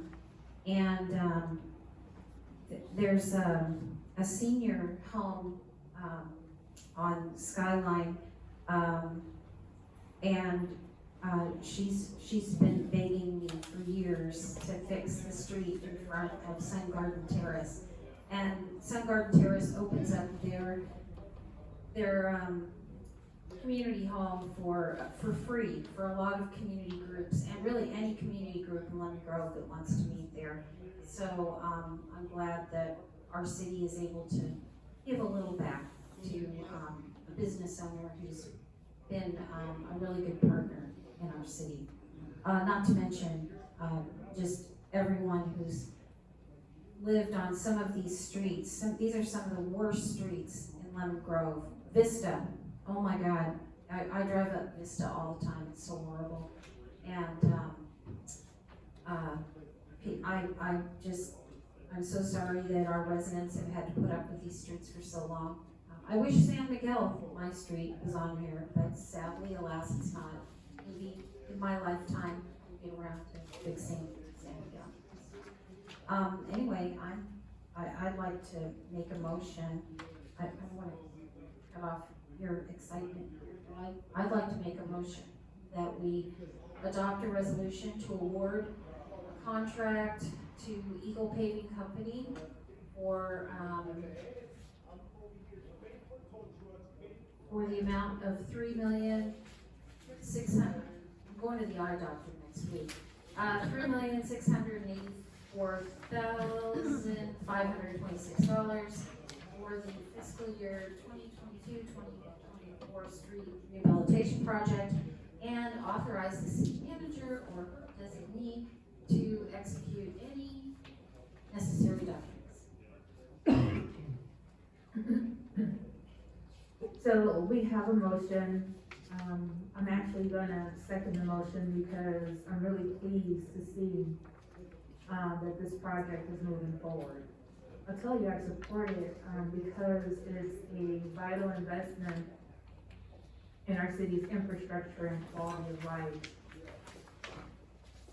And this project, what it does is it demonstrates our commitment to enhancing not only our roads, our streets, but also our commitment to enhancing public safety, improving mobility, and fostering a vibrant and accessible community for all residents and businesses. These are much needed upgrades for our city. And I'll say this, no pun intended, but my hope is that we're paving the way for a brighter and stronger Lemon Grove. And I truly look forward to seeing the positive impacts that this project will have on our city and our future. And we'll do one more round just to see if there are any additional comments, starting with council members.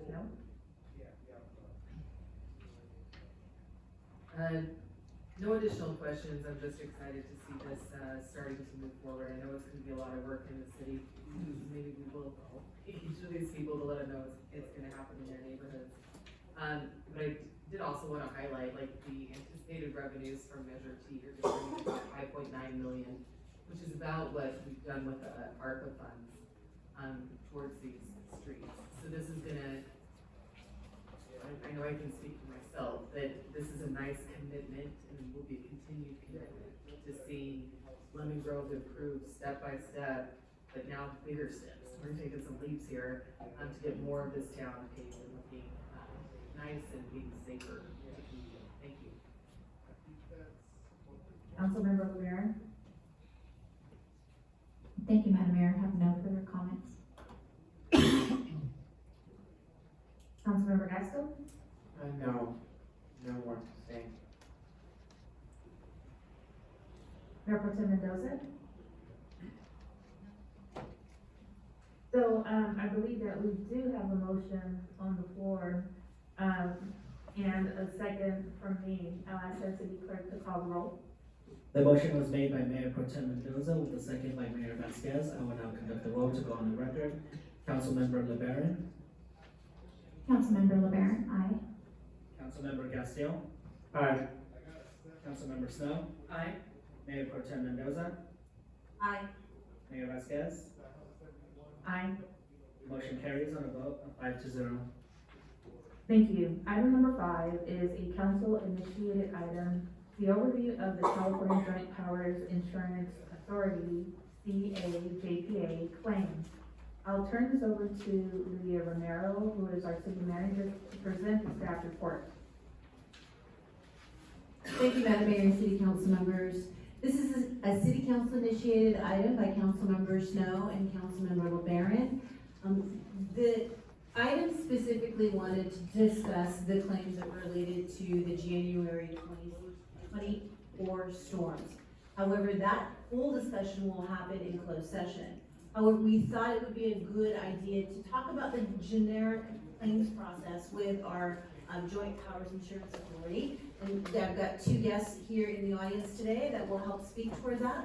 One is Paul Ziglovich, who is the Claims and Insurance Director, and then our Risk Manager, Abraham Hahn, who helps serve myself and Portland.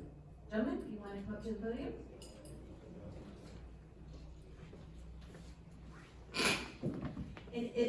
Mr. Han, if you can speak clearly into the mic, hold it very close to your mouth, it should be ready to go.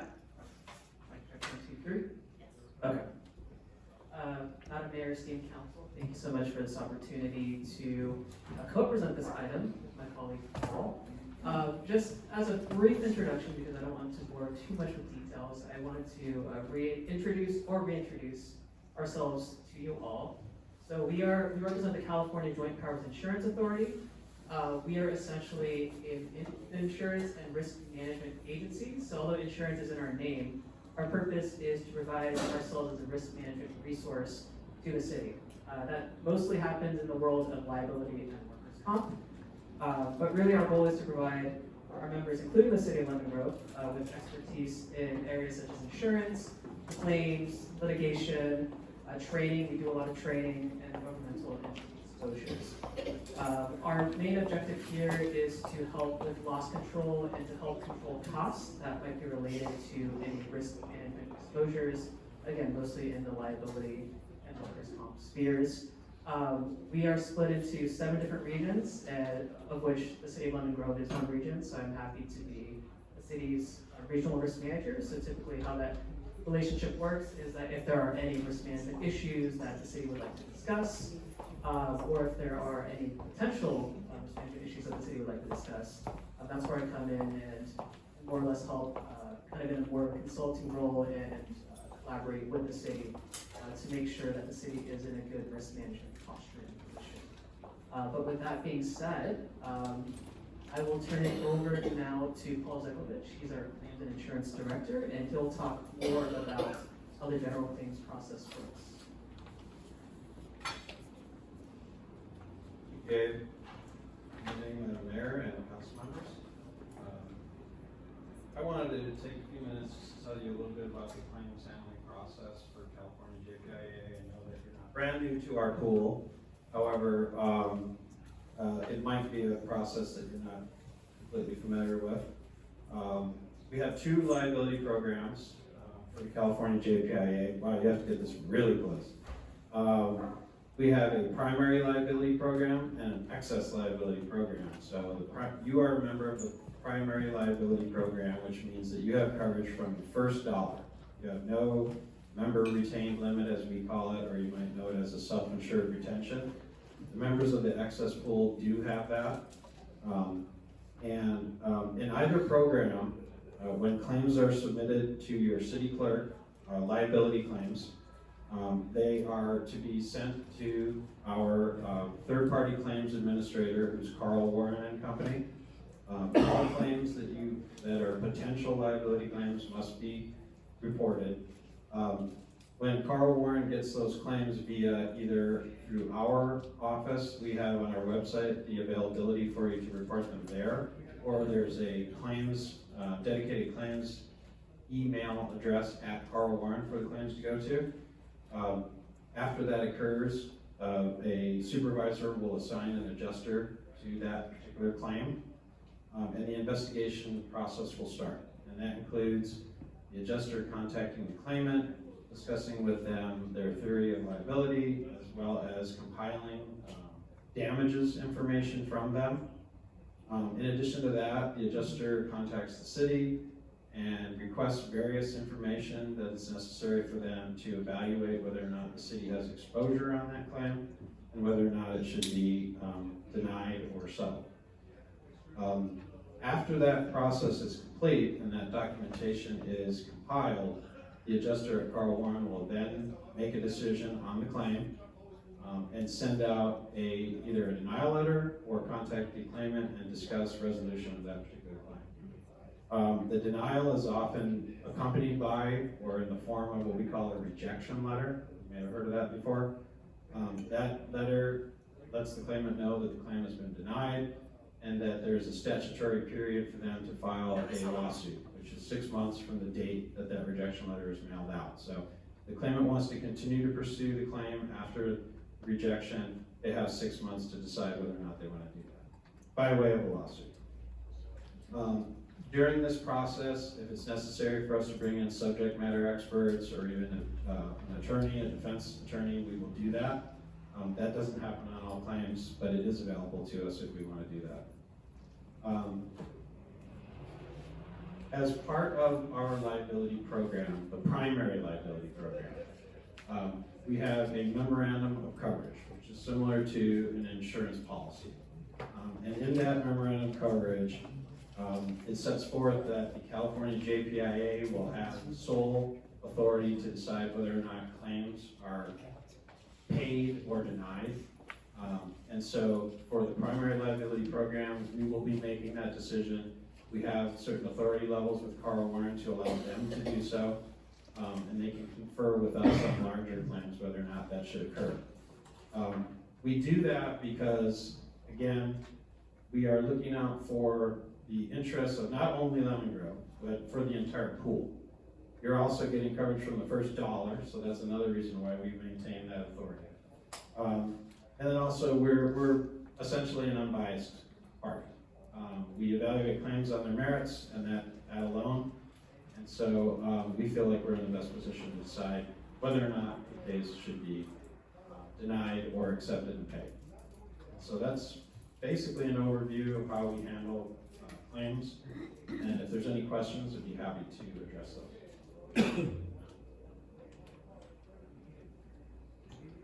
Okay, thank you so very much. I'll check to see if there are questions. I'm gonna do one round, for this particular agenda item. It's going to be, 2 questions per round, but before I get to that, I'll just check with our city clerk so that he can state on the record if we have speaker slips. Madam Mayor, we have no speaker slips for this item. As we do not have any speaker slips for this item, I'll start with Councilmember Snow. Can you clarify what happens once a rejection letter is issued and the city is subsequently sued? What happens then? Okay, at that point, the city would provide a copy of the lawsuit to us, and these same adjusters and supervisors at we call it the third-party claims administrator, Carl Warren and Company, they would then assign an attorney to the case from our defense counsel panel, and they provide representation for the city. That would include additional meetings with city personnel, to bolster our defense, and then also, obviously, dealing with the courts and the plaintiff attorney. And at that point, again, is it in the sole discretion of the JPIA to be able to accept settlement offers prior to final trial resolution, and who pays at the end of the trial? Yes, it is still within our purview to decide whether or not we settle the case or go to trial. We do, I have to add that, we do have discussions with staff and we do collaborate. So it's not like a 100% we're gonna do whatever we want and we don't wanna hear from you. We do, we wanna collaborate with you, but if there is potentially a dispute about what should happen, we would have the final say. So, does that answer your question? Thank you, Councilmember LeBaron.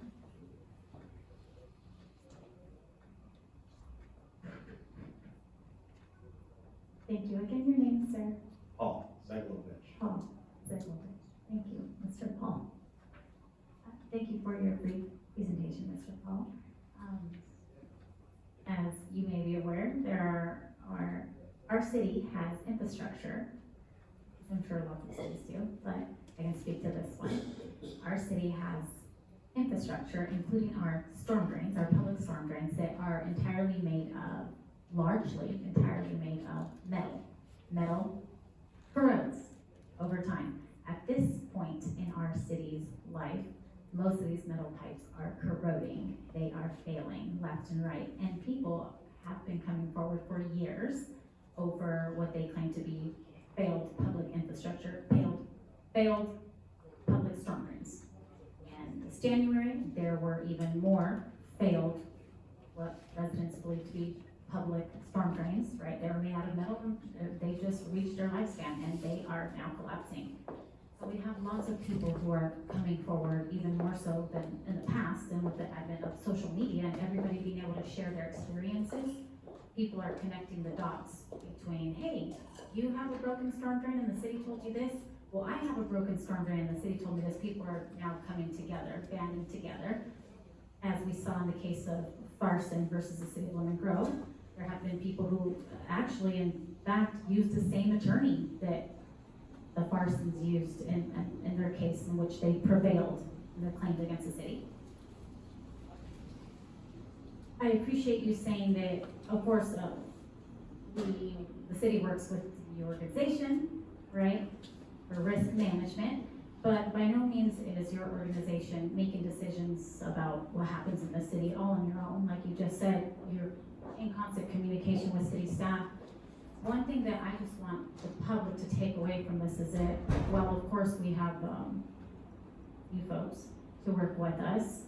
By no means are us as elected officials hand-tied on whether we agree with what you say or not. We can decide on what we do because we're a governing body and we can do that. In the case of Farson versus the city of Lemon Grove, the organization, I'm sure, rejected the Farson's claims. They did not agree, the Farson family and their neighbors did not agree with your rejection, the city staff's rejection of their claim, and they sued us. Councilmember LeBaron, I wanted to step in for a minute. CalJPIA did not represent the city at the time of the Farson matter.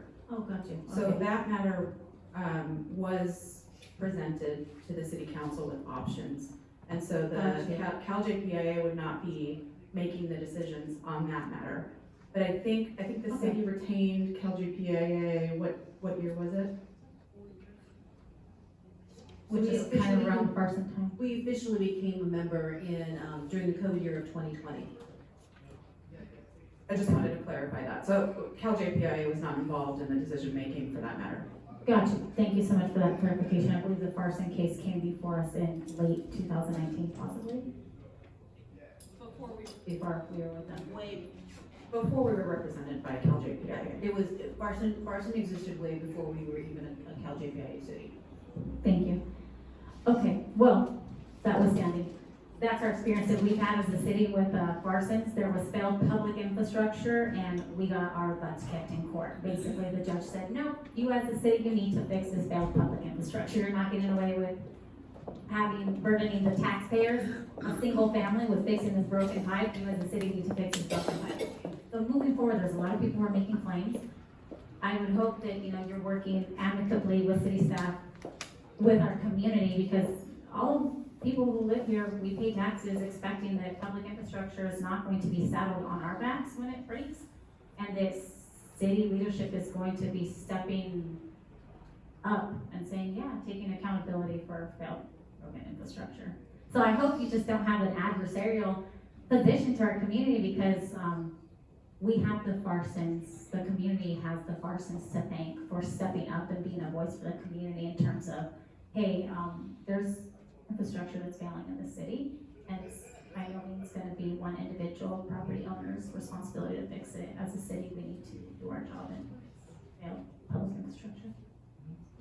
Thanks. Councilmember, I didn't hear a question in that, so I'm just gonna move on to Councilmember Gaston. Okay. I wanted to thank the Cal JPIA for their excellent conference. I went to last spring. I went to the elected official summit, and it's just like incredibly helpful. And I remember one of them asked us who had run for city council on a platform of responsible risk management, and the room burst out in laughter. But we do talk about effective public safety, and we talk about fixing streets, and we talk about quite a lot of things that really depend on responsible risk management. It's really just like it's essential to all the things that we value in the city, and I'm really glad that we're part of the JPIA, and I also want to thank you for having my colleague Madam Mendoza at your risk management session, because I wanted to go to that, the timing wasn't quite right, but I'm really thankful that she went, and I have a feeling that that's what resulted in this item coming to us. But just incredible resources that you offer, and your staff are incredibly helpful and patient in explaining it to us. We just want our community to be safe, and we want to be able to pay for things. And as for the community is paying. When there's a judgment saying that an individual homeowner doesn't have to pay for something, the community is exactly who takes on the burden. The taxpayer is exactly who takes on the burden. And I think we shouldn't forget that. And I don't know if anyone's noticed this, I've been an advocate for taxes in our community. And I will continue to support the public sector even when I'm out of office. I'm sorry, I don't have a question, but thank you. And thank you so much for stating that you did have a question in your comments, Mayor Pro Tem Mendoza. Hi, thanks for coming. I've been our representative council on JPIA for the 4 years that I've been a member. And I was at the recent educational conference. I actually wrote a very lengthy summary of which I'm hoping the city manager will share with my council members. I don't want to violate the Brown Act, so I'm going to ask her to pass that on. But I think we all agree that it's so much more than insurance. Initially, as council, we voted to go with the JPIA because being in the insurance pool saved us money on our insurance costs, but it also it took away some of the burden that we as council members were being faced with. And so I appreciate that. But JPIA is, as you said, it's so much more than insurance. So I know that our staff is also taking advantage of some of the programs that you offer. So anyway, thanks for being here. Thanks for your explanation, and keep up the good work. Thank you. Thank you, and I'm going to keep it very brief.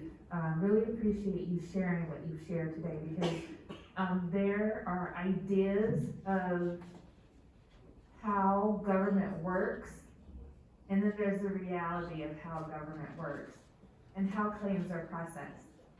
And for you to be here in the space and to utilize your voice to explain how it works for this particular city, to me, is invaluable.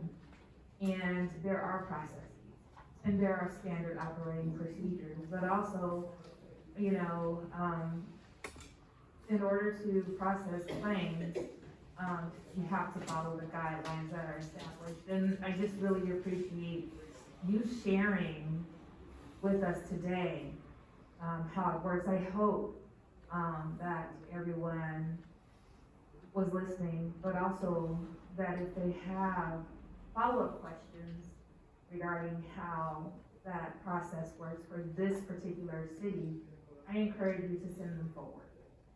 Because knowledge is power. And I think it's important to really get a better understanding rather than go with what someone just said.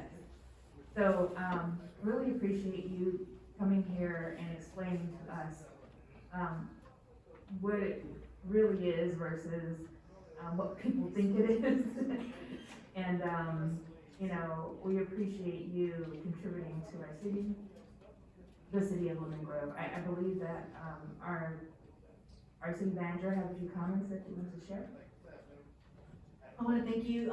They're still going to be here. We're going to have them in closed session to talk more intimately about the storm claims that we resulted, which is really the results of this item. But I want to personally thank Mr. Zeglovich and Mr. Hahn for coming out tonight. It's a late night for both of you. I appreciate that. The campuses are in La Palma, California, although I know Mr. Hahn lives close by. And Mayor Pro Tem was absolutely right. The one attractive reason and why we really wanted to be part of the CJPIA was of their training. They do really good training with an overarching risk management, and our staff has really utilized the training, with the most recent being training regarding microaggressions and cultural sensitivity, which every staff member took, because it helps prevent future claims or harassment or workplace harassment or any issues that we have with customers. You send supervisors to academies. We participate in the educational forum, which I bring back information to our team, as Mayor Pro Tem brings information back to the team. So it's a really valuable resource, and one that I could not replicate without being a member of their particular. Yeah, and without being a member included in the CJPIA. And the conferences and the educational forums are free of charge, because the main purpose of them is to prevent something from happening, opposed to trying to fix it after the fact. And that is a good philosophy to live by.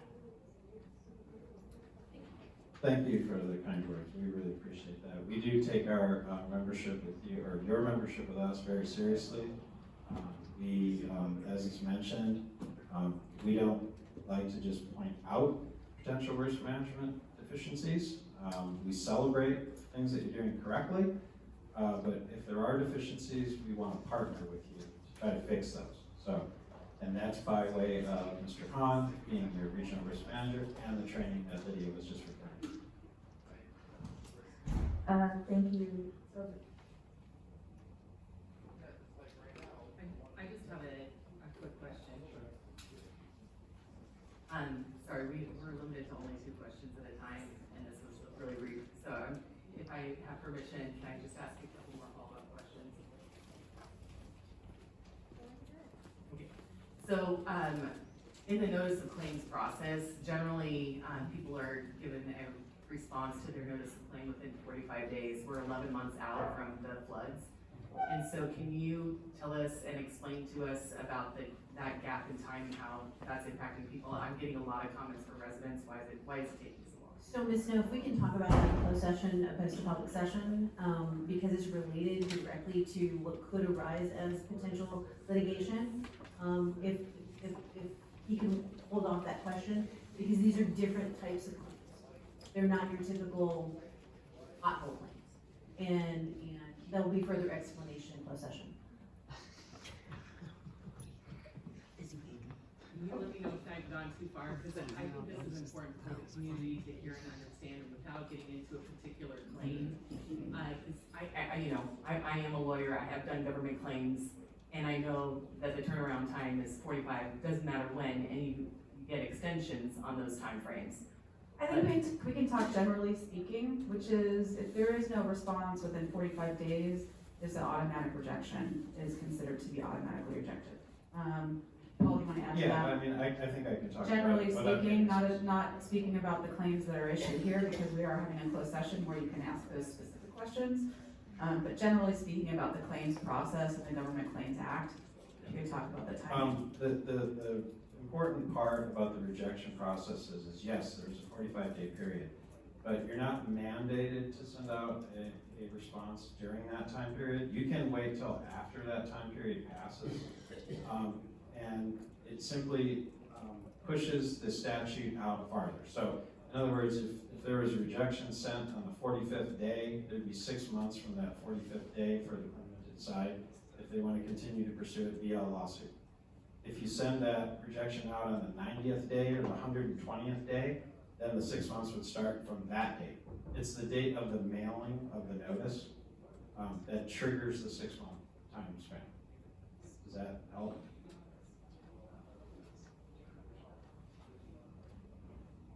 You want to speak?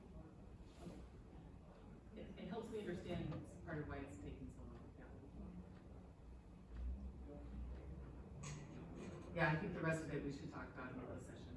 Sure.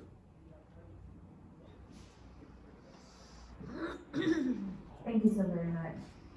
This will complete this particular agenda item. We're going to move on to councilmember meeting reports. This section of the meeting is dedicated to all reports from the city council about meetings attended at the expense of the cities. A report should be a brief summary of meetings in your capacity as a city official. As a reminder, we want to be careful to keep these comments brief and to stay within the